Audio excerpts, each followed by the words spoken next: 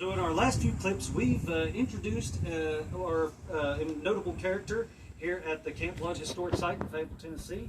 And we've talked a little bit about the man, the myth, the legend himself, George Russell, a trusted scout and sidekick who fought in the Creek Indian War with David Crockett.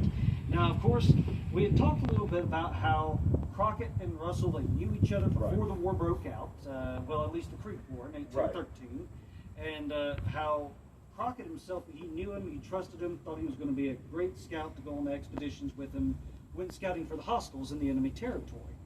And now the higher-ups, they thought that he was too young, too much of a bald-faced boy. Crockett got nestled about this, and he went ahead and essentially chewed their faces off. Pretty much. And they won out because they ended up doing some scouting missions Yes. together. So you, in our last clip, we had just left off, and you said that George Russell did not actually live very long. Right. So, and about what time or what year was it when he passed away? I couldn't find the exact date, but we know it was 1831. Oh, wow. So only a few years before Crockett. Exactly, which is where we have a little bit of that difference with the Alamo. Yeah. Or not the Alamo, sorry, the Crockett series, because in that show, Georgie goes with him all the way to the Alamo.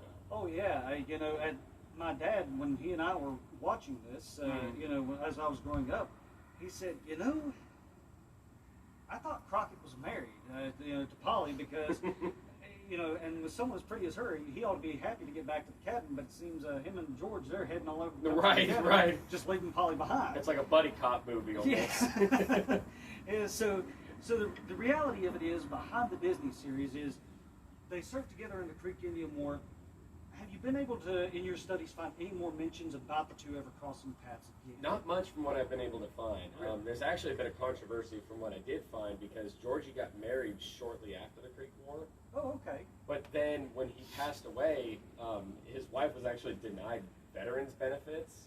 Oh, gosh. I'm not sure why, probably government bureaucracy as always, but so his wife was never able to collect veterans benefits even though he was a legitimate volunteer during the Creek War. But outside of the little fictional bits we have of him when Buddy Ebsen played him, Yes. Crockett's memoirs are really the only thing we have that connect him and George Russell. That's true. It's like many other characters that are mentioned, historical characters. Mm-hmm. We might know a little bit about them, but mostly it's because Crockett ended up becoming famous. His Right. narrative was a big bestseller, and so some of these characters that are just one-off mentions, Mm-hmm. they end up becoming figures of, great research, much debate, Right. but unfortunately it's very hard to find much about them because so little is really known. Right. So the truth of the matter is what you're saying is that after the Creek War, Crockett and Georgie didn't immediately go all the way out to the Obion River country. No, trying to build a unfortunately cabin together.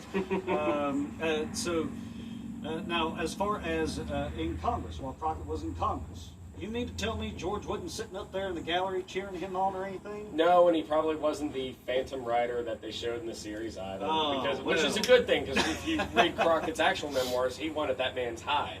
I don't think he would have taken it as warmly if he found out it was George Russell that was using the pseudonym as David Crockett. Yes, and the book he's referring to is one that, from the dates that we've been able to find out, the first publication was in 1833.